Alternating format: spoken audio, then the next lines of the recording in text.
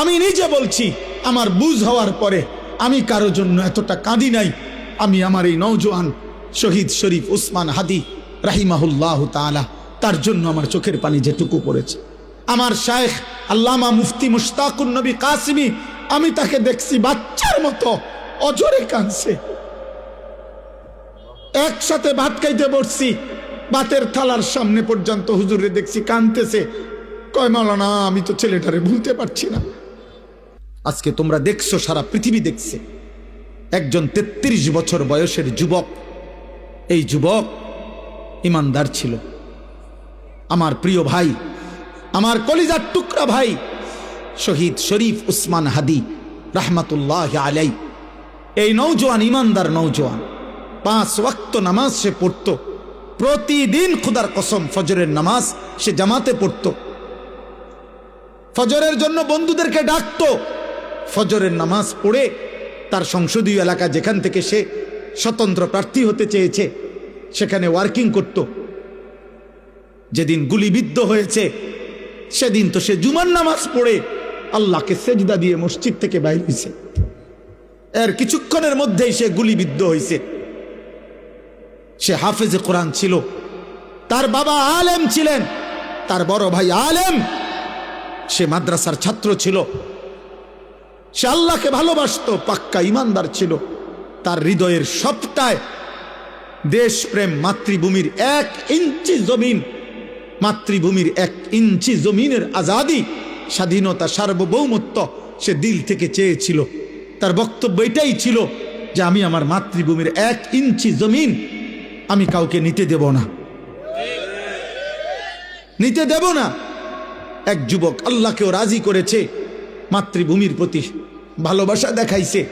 ঈমান এবং দেশপ্রেম, এই 2 জিনিস তার মধ্যে একত্র হওয়াতে, তোমরা ভাই বলো, একটা ছেলে বলো, তোমরাও দেখছো, আমরাও দেখছি, গোটা বাংলাদেশের লক্ষ লক্ষ আলেম, মুফতি, মুহাদ্দিস, পীর, বুজুর্গ, আউলিয়া, ইমাম, খতিব, মুয়াজ্জিন, তালেবে ইলম, হাফেজে কোরআন, বুড়া মানুষ, জওয়ান মানুষ, বাচ্চা মানুষ, আরে বাবা, এই জাতির 18 কোটি মানুষ মনে হয় তার জন্য অঝরে চোখের পানি ফেলছে।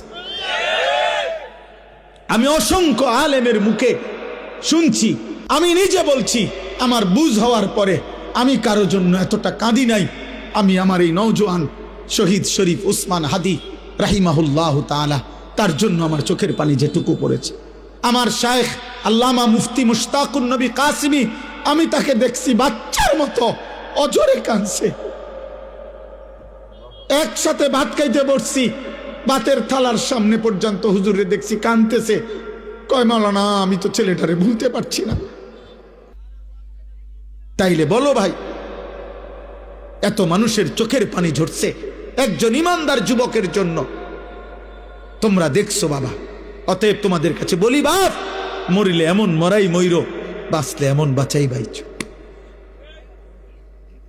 এই পৃথিবী তোমারে মনে রাখবে না রে আব্বা।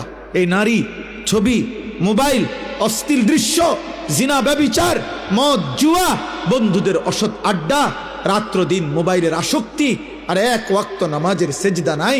খোদার কসম, রব্বে কাবার কসম, এই পৃথিবী তোমারে মনে রাখবে না, তোমারে মনে রাখবে। পৃথিবী শ্রদ্ধা করে না। দুনিয়া তো নাফরমানও ভোগ করে, কিন্তু পৃথিবী তাকে সম্মান করে না। ফেরাউন, এই নাম, এই বেঈমান, তো পৃথিবী ভোগ করছে। সে তো বাদশা ছিল, কিন্তু আজকের পৃথিবীতে কোনো মানুষ মুসলমান দূরে থাকবে, কোনো মানুষ কোনো কুত্তার নামও রাখে না ফেরাউন। এই পৃথিবীর কোনো কুত্তার নাম নাই ফেরাউন, এই পৃথিবীর কোনো কুত্তার নাম নাই নমরুদ, এই পৃথিবীর কোনো কুত্তার নাম কেউ আবু জেহেল রাখে না, এই পৃথিবীর কোনো কুত্তার নাম কেউ আবু লাহাব রাখে না।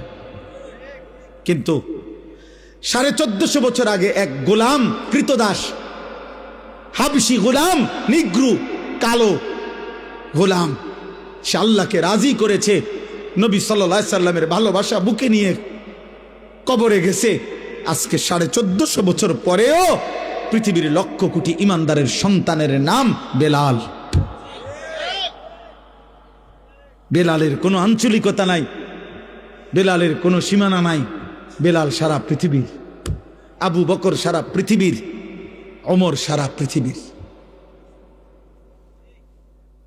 1000 বছর পরেও ইনশাআল্লাহ মনে রাখবা, এই মাটির যদি আরো 1000 বছর পরেও এই জমিন আমার বাংলার জমিন টিকে থাকে, তো 1000 বছর পরের বাচ্চাটাও ইনশাআল্লাহ শহীদ শরীফ উসমান হাদির নাম জানবে,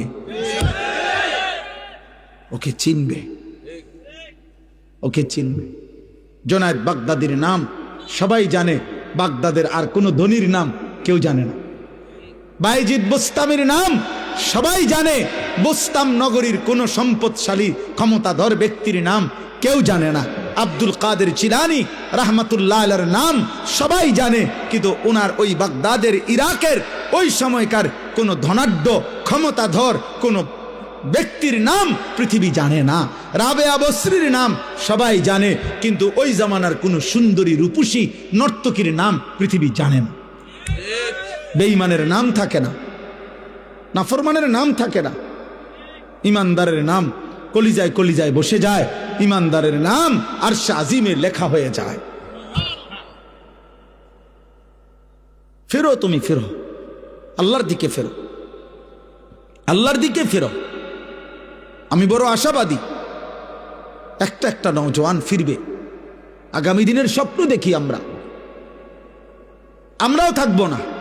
এই আমগরও অনেকে বলে এই হবে সেই হবে, সতর্ক থাকেন, সাবধানে থাকেন। আরে গুলি করবে, এই তো খুন করে ফেলবে, গুম করে ফেলবে, এই পৃথিবীর থেকে হত্যা করে ফেলবে।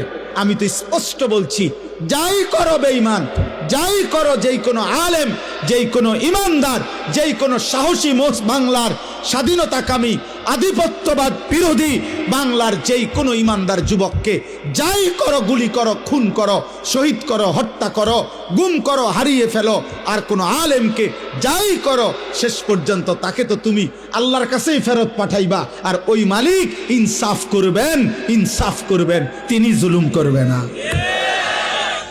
ঘুরে এগারাই আমারে কই ফাটাইবা? আল্লাহর কাছে তো ফাটাইবা, আর কি খালাস, আর অসুবিধা কি বেটা? হ্যাঁ, গুলি করো আর ফাঁসি দাও, পাঠাইবা কার কাছে?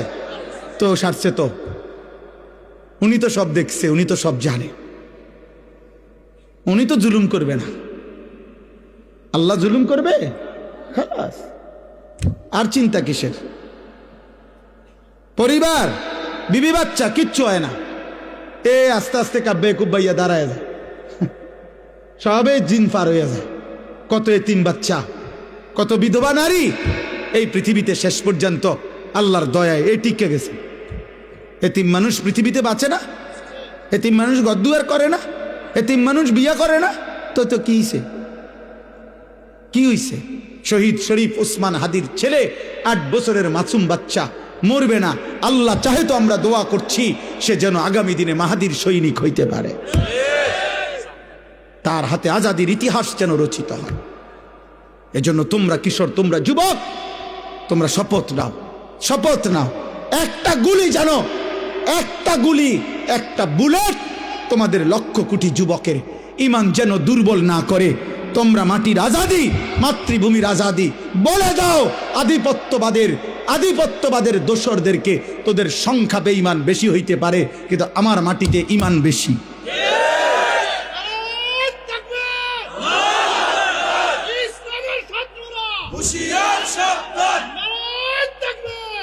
আমাদের জমিনে ইমান বেশি, ইনশাআল্লাহ, ইনশাআল্লাহ। আমরা খুন দেব, আজাদি দেব না। 1 ইঞ্চি মাতৃভূমির জমিন কেউ নিতে পারবে না, ইনশাআল্লাহ। যে পরিমাণ যুবক দরকার রবের ইশারায় তুমি জানবাও না, ইমানদার যুবক ঠিকই আছে, ছিল, থাকবো ইনশাআল্লাহ। এমন অনেক ছেলে আছো, শোনো মিয়া, আমার কথা শোনো। নবী তো সেদিন আবু বকরকেও দাওয়াত দিছে, আবু জেহেলকেও দাওয়াত দিছে, ওমরকেও দাওয়াত দিছে, আবু লাহাবকেও দাওয়াত দিছে, দিছে না? কথা বলেন না তো? আল্লাহর পাক যেন বন্ধুকে বলছে, বন্ধু দাওয়াত আমনে সবাইরে দেন, লোক নিমু আমি।